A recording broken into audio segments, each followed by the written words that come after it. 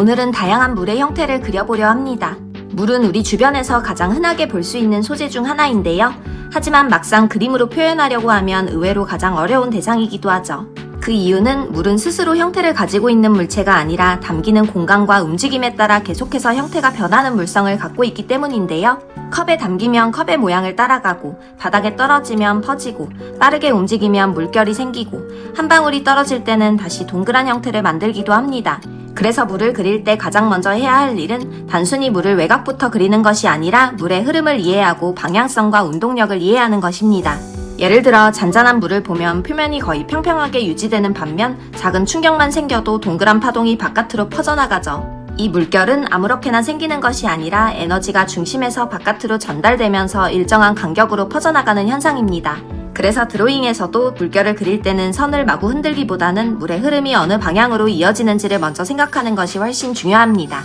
또 하나 흥미로운 점은 물은 투명하지만 사실 아무것도 없는 것은 아니라는 점인데요. 일반적으로 물은 색이 없다고 생각하지만 실제로는 주변 환경의 영향을 굉장히 많이 받습니다.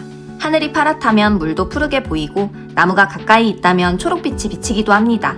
즉 우리가 보는 물의 색은 물 자체의 색이라기보다는 주변 환경이 비친 결과인 경우가 훨씬 많답니다. 그래서 그림에서도 물을 파란색으로만 칠하기보다는 주변 사물이 어떻게 반사되고 있는지를 함께 관찰하는 것이 중요하답니다. 그리고 물을 표현할 때 절대 빼놓을 수 없는 것이 바로 빛의 굴절이죠.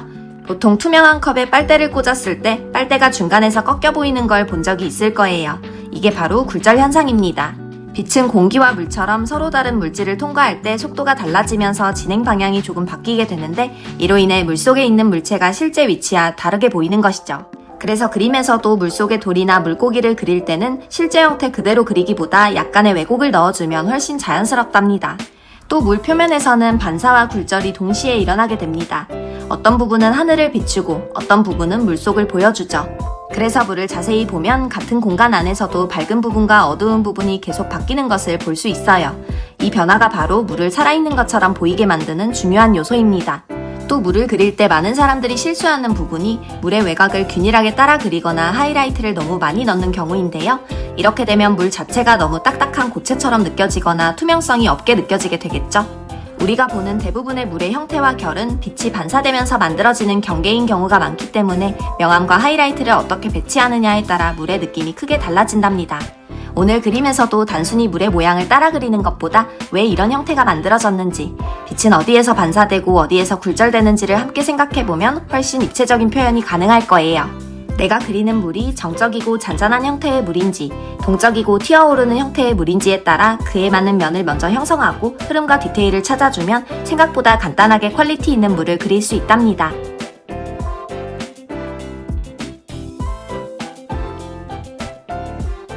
돌돌이 색연필로 출렁이는 물줄기를 표현해 보겠습니다.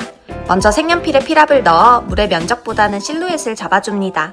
같은 파란색이어도 강하게 눌러 발색할 때와 힘을 풀어 발색할 때의 차이가 생기죠.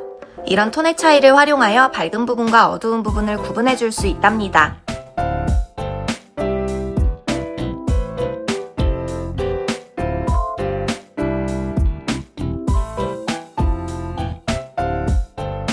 물은 투명하게 비치기 때문에 뒤에 지나가는 실루엣이 짙게 굴절되어 보인다는 사실.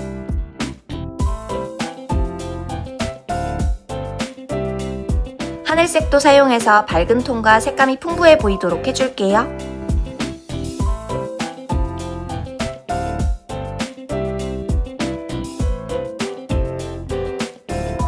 연두색도 아주 살짝 쌓이면 채도가 더 강해 보인답니다.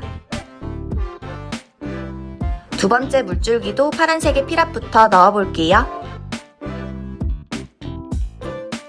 유동적인 물이더라도 구조에 꺾임이 생기는 부분은 선명도가 쨍!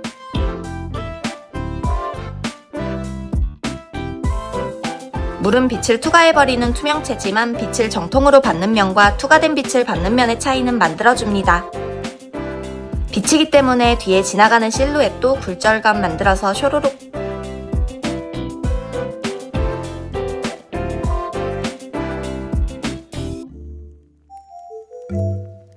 화이트 찍는 과정이 없으므로 물방울 하이라이트는 남기며 칠해줍니다. 물의 두께감 볼록볼록 강조하기.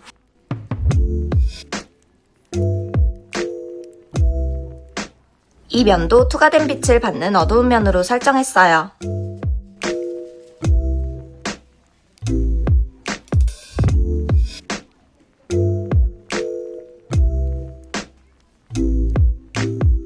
풍부한 밝은 톤을 위해 하늘색도 찹찹 올려주기. 한 톤 더 업된 채도를 위해 연두빛도 찹찹.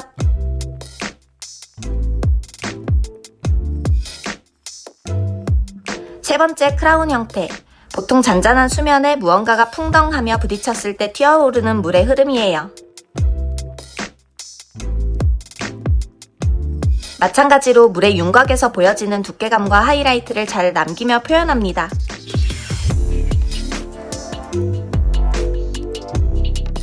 뒤로 비쳐 보이는 타원형의 흐름도 굴절감 만들며 잡아주기.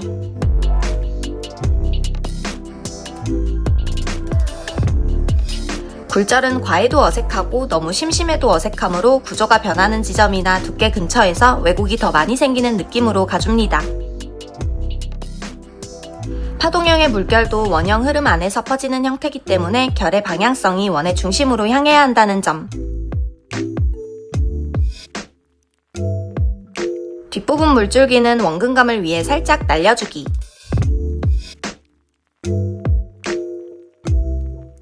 앞부분에 넣었던 피랍보다는 훨씬 더 힘을 풀어서 샤라락. 밝은 톤 하늘색도 샤라락.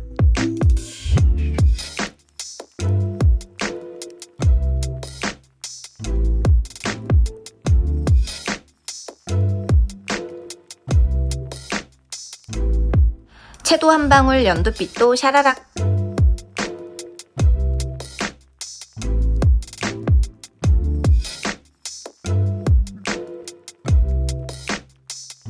이렇게 샤라락 해주면 물 돌돌이 색연필 끝.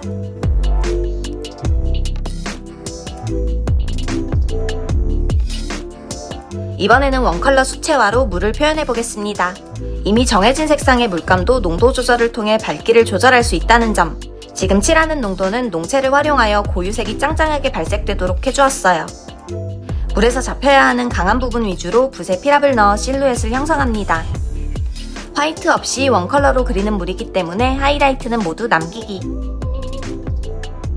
이제 썼던 색에 물을 조금 더 희석해서 옅은 톤을 만들어 남은 부분을 메워줍니다. 물감의 농도가 적은 담채 느낌으로 가볍게 한 겹 올려주고 있어요. 그 다음 마지막은 완전 꾸덕톤. 같은 피꽃 그린색 물감이지만 물감 농도를 두껍게 하면 짙은 톤을 만들 수 있어요. 톤의 밝고 어둡고는 상대적이기 때문에 블랙 색상을 쓰지 않고도 농도만으로 어느 정도 밝음과 어둠을 표현할 수 있답니다.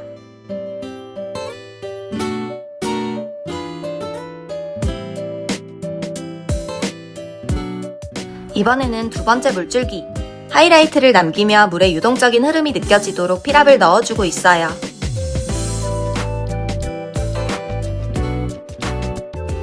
물의 두께감도 쇼로록.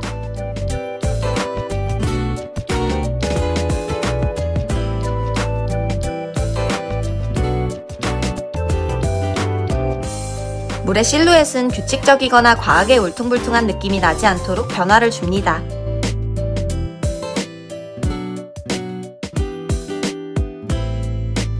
눌렀다 뗐다 하는 피랍이 거의 파랄이랍니다. 뒤에 비춰지는 실루엣도 왜곡감 넣어서 쇼로록.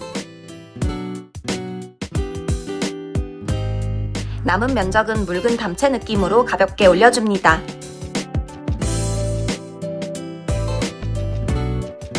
굴절 꿀렁꿀렁. 이제 꾸덕하게 짙은 톤. 어둠이 과하게 들어가면 물이 불투명해 보이거나 탁해질 수 있으므로 주의하기.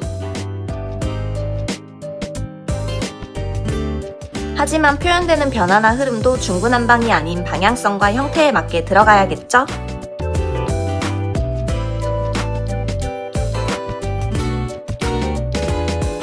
강한 피랍은 볼록하게 굴곡진 부분이나 변화가 생기는 부분 위주로 넣어줬어요.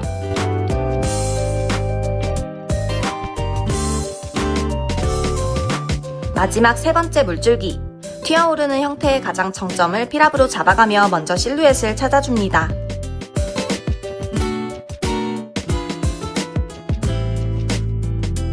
길게 뻗은 물줄기가 자칫 달팽이 더듬이처럼 보이지 않도록 변화 넣어주기. 투명도 때문에 비춰지는 윤곽 두께감을 함께 넣어주는 것도 묘사가 되겠죠?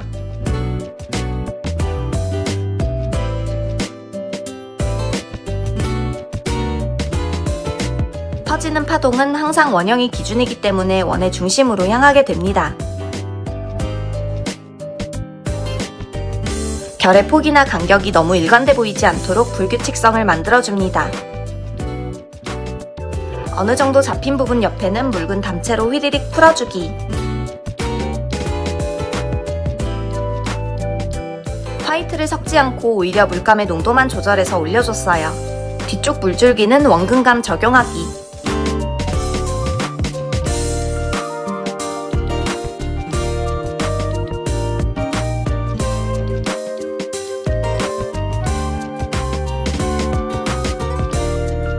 마지막은 강조하기 위한 꾸덕한 농체 기법. 물감의 짙은 꾸덕함으로 물에 강조되어야 하는 실루엣을 잡아줍니다. 형태 자체가 굴곡지고 변화가 많기 때문에 눌렀다 뗐다의 필압 잘 넣어주기.